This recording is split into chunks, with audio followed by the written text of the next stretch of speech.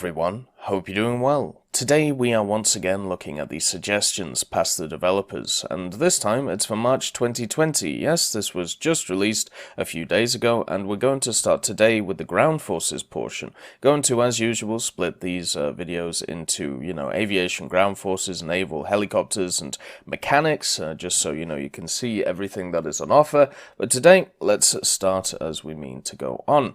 The first vehicle is from Rogue Mustang, and it's talking about the 120S. Now, if you don't know what the 120S MBT is, imagine if you mated an M60 with a Abrams. That's pretty much what you get out of this vehicle. So it was designed for exports. It was basically you take the chassis of an M60 Patton, or the hull, of an M60 Patton, and you put on top of it a complete M1A1 Abrams turret.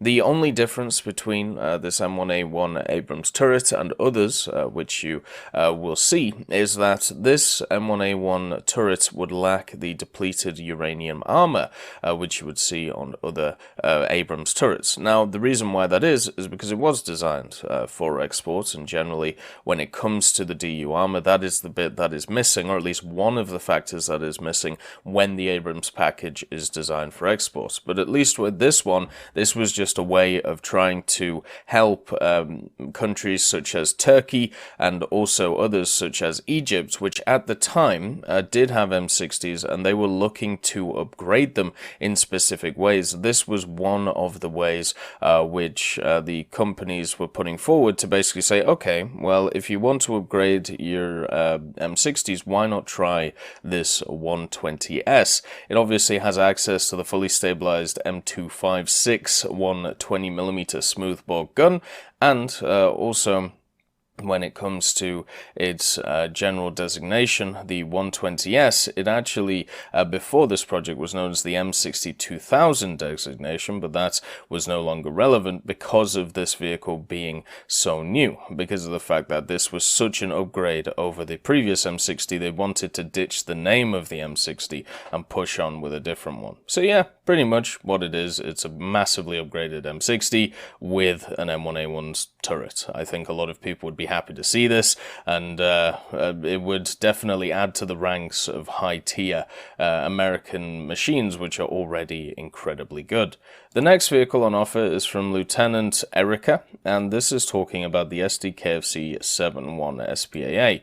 This is actually a pretty cool vehicle, all in considered. I'll actually just zoom in here so you can see it a little bit better. So this would be an AA option for the Germans, and the Sd.Kfz 7.1, it was just an Sd.Kfz 7 half-track, which was mounted with a fully traversal set of quad 20mm, or as it was known, the 20mm flak Vierling 38. Now, this could fire 1800 rounds per minute, and also it would have access to a ton of ammunition on the vehicle. It carried 600 rounds of 20mm ammunition, but also, just like a lot of these vehicles do, as you can see in this picture, it would have a trailer on the back of it, which would carry an additional 1800 rounds. Now, I've always wondered if in War Thunder we would ever have these style of trailers, but I'm guessing, at least for now, probably not. But it would be nice for some of the AA which doesn't have a lot of ammunition to maybe have a little trailer behind them.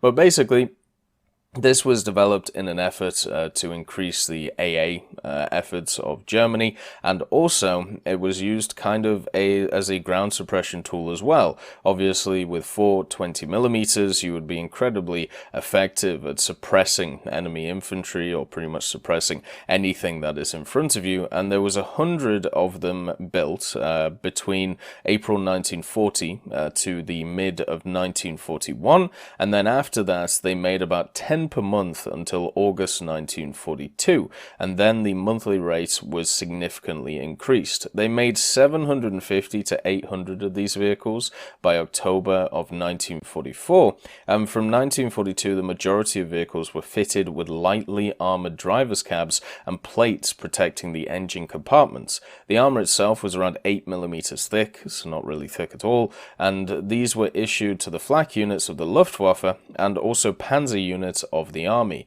Overall, there were 319 Sd.Kfz 7.1s in service with the German army as of March 1st, 1945, and they were used to protect armored units against low-flying aircraft and also against ground targets. So you can see their general use would be interesting. Some of the stats on the guns is that their elevation and depression was -10 to +100, and one of the weird things when you look at this vehicle. So just have a look at it and also think about the M16, right? Because the M16 is pretty similar to this vehicle, at least, you know, in general size and shape.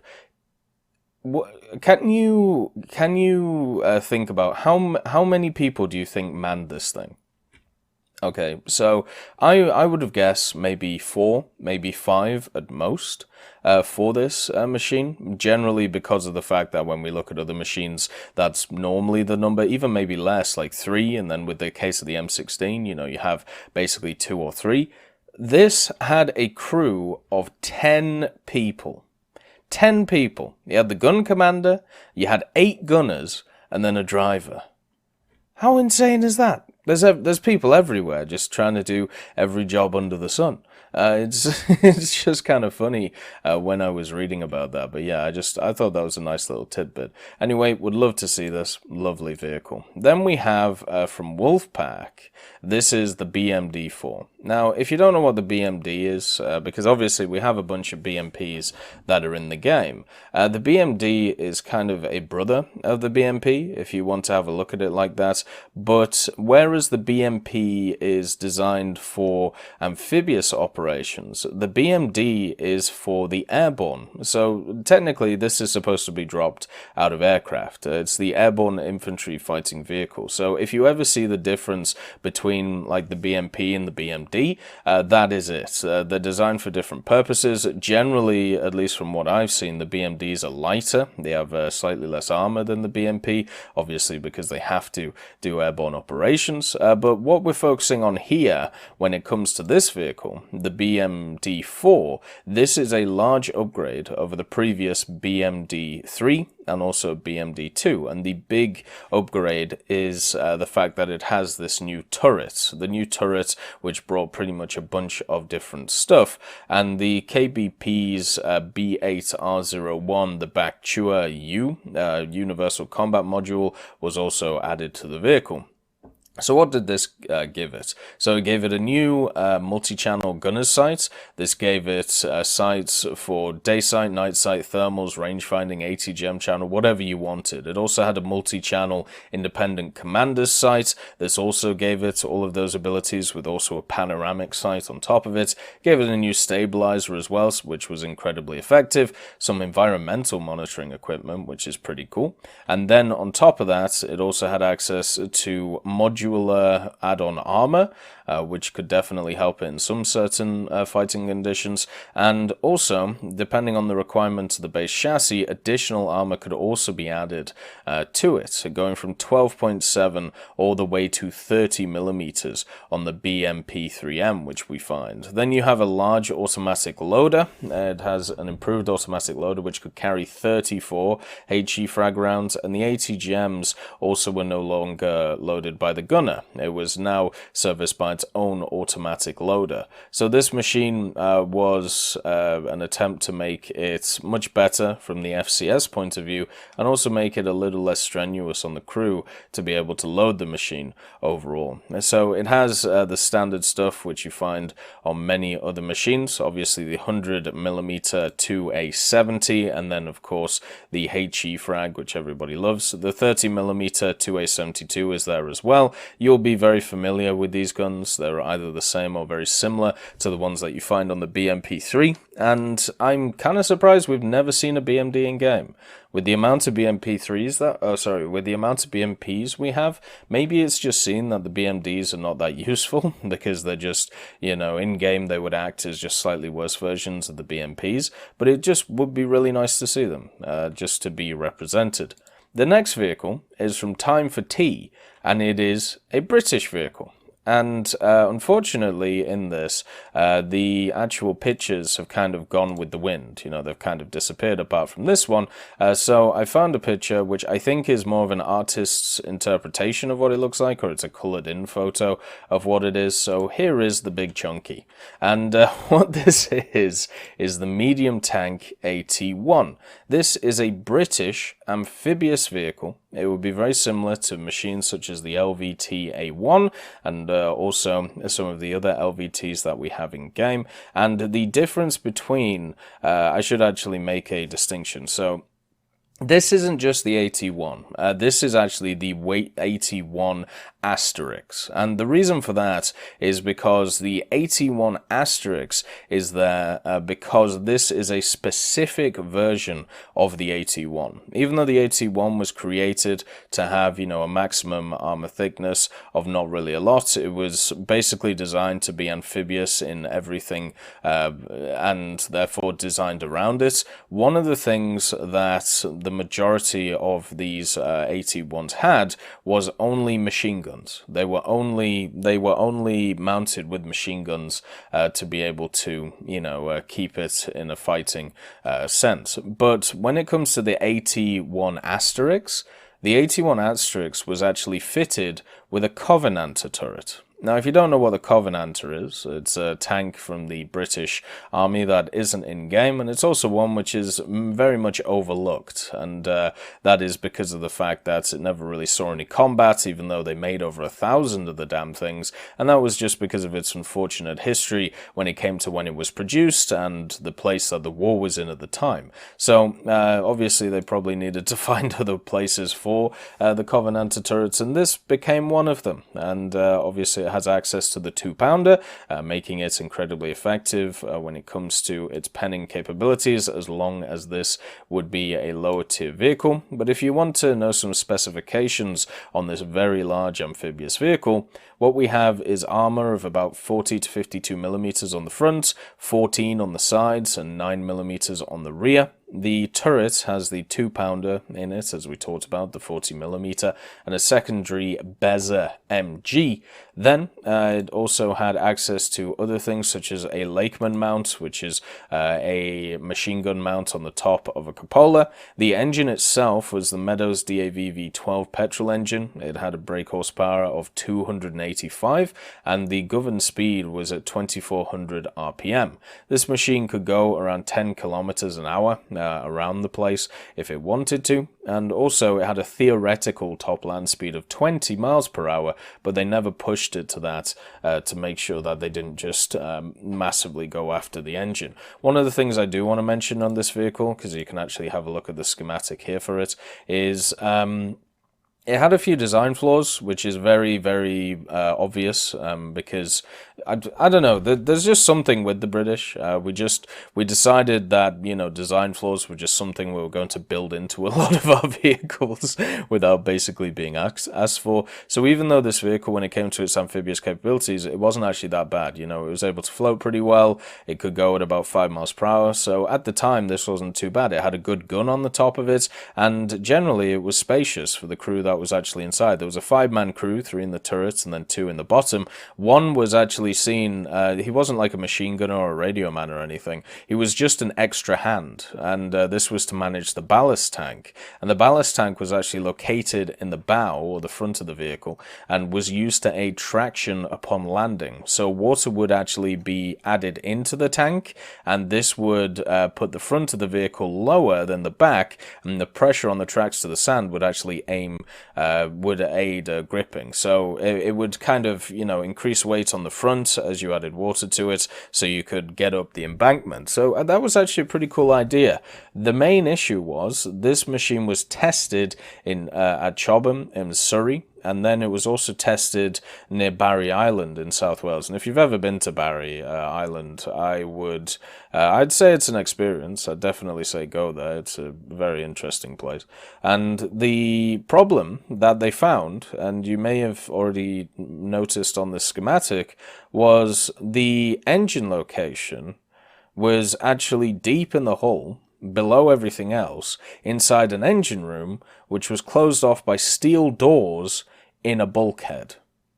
So in order to do any maintenance to this machine, or any repairing of this machine, it would be nigh on impossible to try and get to that engine in a timely manner, especially if, anything went wrong while you were trying to run around the place. So unfortunately, this machine never really went anywhere. It would be really nice to see it in game. It's always nice to see more amphibious vehicles, but overall, it wouldn't actually be that useful. You'd probably just want to take other tanks instead of it, but as somebody who enjoys British designs and all the weird and wonderfulness of them, would be lovely to see. The next vehicle is from Linens, and it's talking about the STT. Now, the STT is a fun vehicle, and it's pretty much the prototype for the STB, if you want to put it like that. And since the STB was the prototype of the Type 74, then what we have here is the prototype of the prototype. But it's slightly more different than that, because the STT, which is, basically the hull which you see here with the STBs, a very similar turret to the STB right here, it was a platform that the Japanese used to test a bunch of different things. So it wasn't just something which was to test, the turret capabilities of the STB. Instead, they used it to develop a bunch of things. So in 1961, Japan created the Type 61, but obviously around the same time, there was a vehicle that the Soviets came around with called the T-62. This had a 115mm gun. It would have annihilated the Type 61 if it had ever seen it, and also at the same time, there were many other countries which had very, very powerful MBTs. The M60s, considered one of the best MBTs ever built. Then you have the Leopard 1s, which were just starting. Also stuff like the AMX-30 tanks, which came in the 1960s, and everybody started building these machines which had access to 105mm guns. You've got to remember the Type 61 still had the 90mm from before. And so therefore, the Japanese Defense Agency agreed that they wanted to use the Royal Ordnance L7A1 105mm, but they wanted to work out whether to try and mount it on the pre-existing Type 61 tank, or if they would develop a whole new system for mounting the L7A1 around a different tank. So what they did was they created what is known as the STT. It was designed to be able to test a bunch of different things, so automatic loading devices, engines, vision devices, remote control devices, posture control devices, oil pressure suspension, semi-automatic transmission, all of these things, and also various different engines on the machines. So the whole idea of this chassis that you see before you wasn't just, okay, well, we're going to just test, the general usefulness of the gun. It was also to test a bunch of different ideas. So the STT, it was based around the basic specification of the STB, and after developing a bunch of different things for it, such as its oil pressure type suspension and also 5 double row type large diameter rolling wheels, it was actually looking pretty good. And they completed an engine for it. It was the Type 10ZF, which was the type was the 74 type tank engine in 1956, and then the Type 4ZE was also created, and then they made a bunch of different transmissions as well at the same time. Then, after a period of time, they decided to take this chassis and actually add the reason why, they wanted to give this a go. And the reason why, of course, was the gun. And you can see in this picture, this is the chassis which has the L7, or at least a mock L7 on it. And this was just to see how well the chassis could do in some form of tank destroyer position. And so they added a new engine to it. They obviously added the gun to it. They did a bunch of fire tests with it at the Fuji exercise station just to see how it would go. And then after that, they built the STB turret and mounted it on top of the STT chassis. And this is where this picture comes from. So all of this, eventually, after testing the turret on the chassis, which was used to test if, the turret rotation, the gun depression, all of that stuff of the turret, eventually it all culminated into the STB-1, which is what you see here.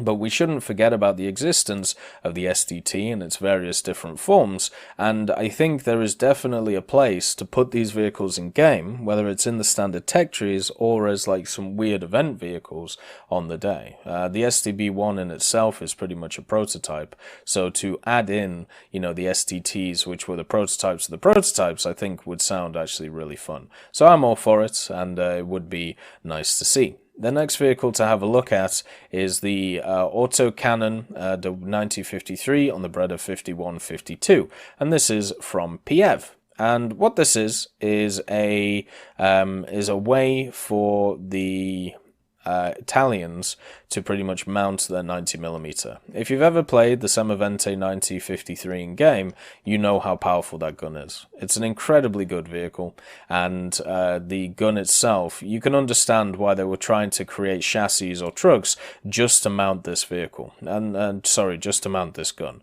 And this was another chance for Italy to be able to mount this gun on a separate chassis so they could take it to areas such as North Africa to use this. So this is pretty much just the 9053 mod 1939 cannon, which was obviously first used as an anti-aircraft weapon and then modified into a tank destroyer weapon. Very, very good at what it was actually able to do. The only problem is they didn't really make enough of them, and they mounted it on the chassis, and it was introduced in March 1941.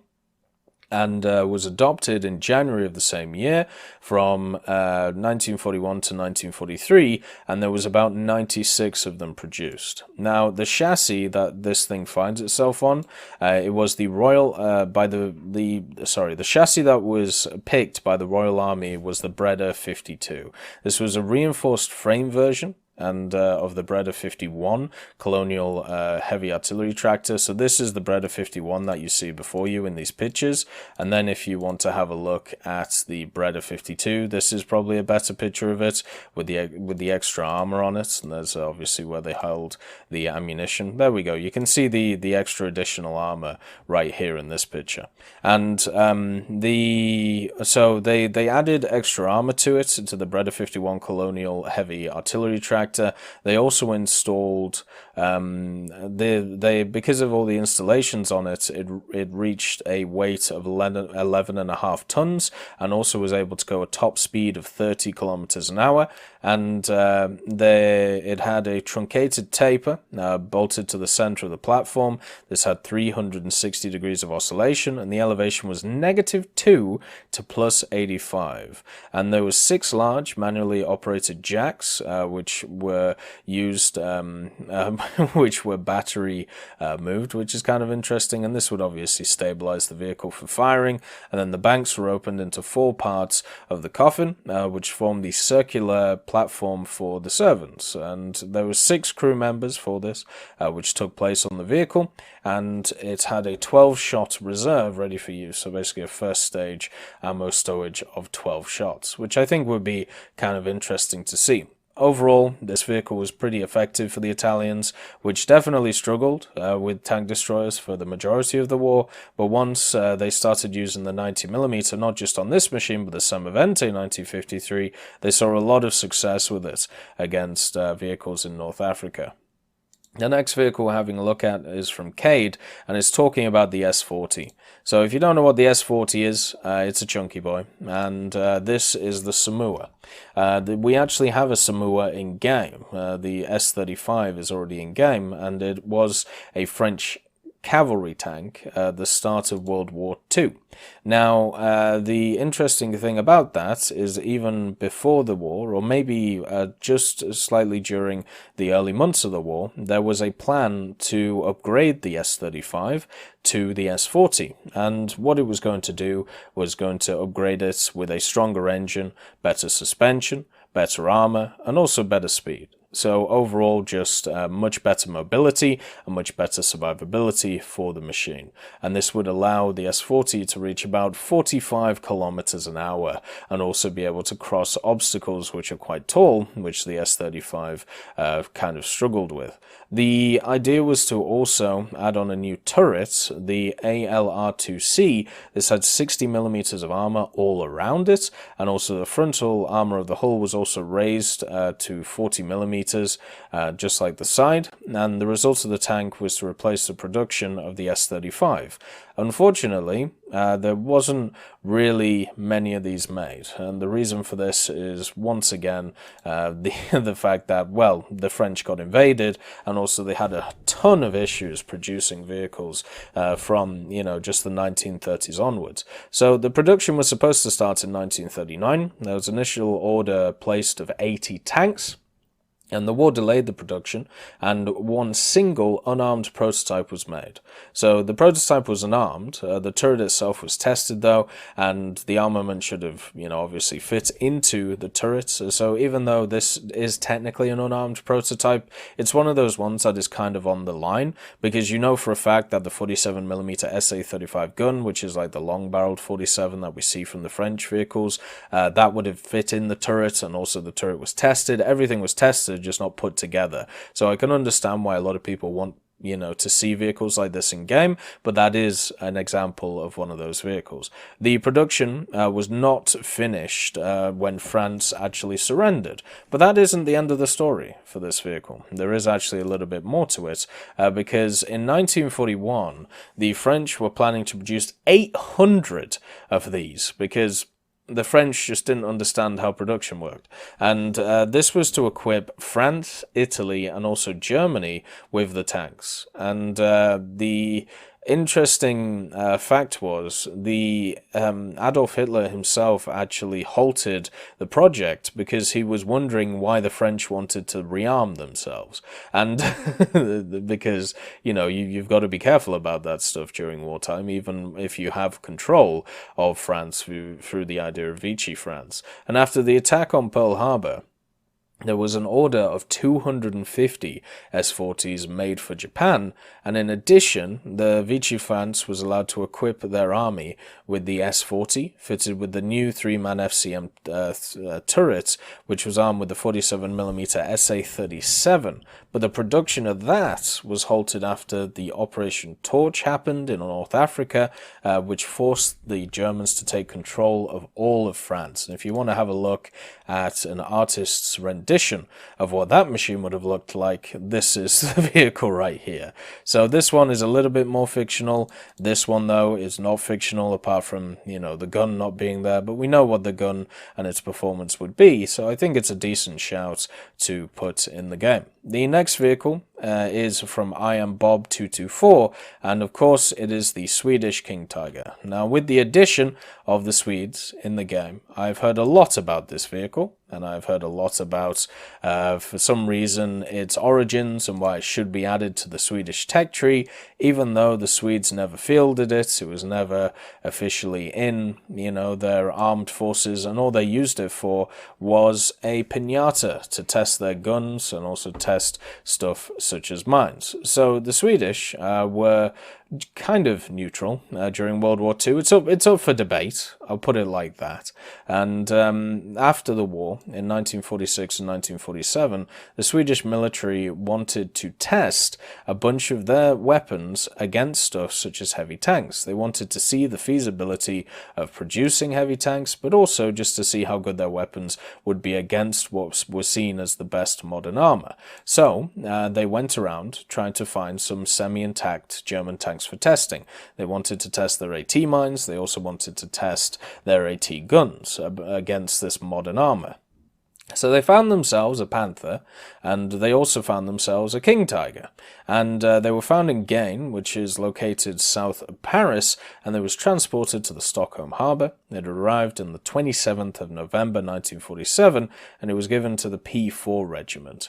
Now, what is kind of interesting about this one is the fact that its origins, even though they know where they picked it up from, it's not exactly entirely known. And Iron Bob actually goes through some of the theories for this vehicle. So the first theory is because this vehicle has, the older style turret, or what is normally known as the Porsche turret. It also has a one-piece monoblock gun tube on it, that this would have belonged to the Panzer Company Funklenk 316, which was part of the Panzerlehr, and this was due to the fact that both of these were equipped with Koenigstigers of these characteristics, and they were also fighting in France in 1944. So it could be its origins from there. The second idea is this was used in Normandy, and then it was transported by the French themselves as a trophy to gain, which they did do with a lot of vehicles. The French even had a squadron, let's call it, or a brigade of French army,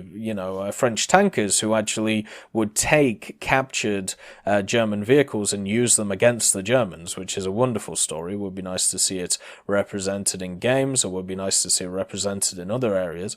But the thing is, so it could be that, and the other theory is that this was one of the initial prototypes of the Tiger B that the French forces captured at Kummersdorf, which is an insane theory, and I don't know where it's come from, because there are two known prototypes of the Tiger. You got the V1 and the V2. The V2, the British have, and it is kind of similar to the one in the pictures, such as there's a lack of Zimmerit on it, and also the frontal mudguards are missed out, and the hinges are slightly different. But the V2 also lacked a pistol port, while this Tiger II actually had one, and it makes it very odd if this would be an actual prototype for the Tiger II, because they should be pretty much identical. One of the interesting things about it as well is, for some reason, it has some unique exhaust pipes. So this is your normal exhaust pipes on, a General Tiger II or a Koenigstigger, and this is the Swedish one. You can see it actually has these weird and wonderful horizontal and larger pipes, which were used as exhaust pipes. No idea why, but it definitely looks interesting, giving it that look. And the other thing about this Swedish Koenigstigger, as you can see there, is that it was pretty much in its real life after, being given to the Swedes, or the Swedes buying it, whatever happened. They tested it, as we talked about. So they tested it with AT mines.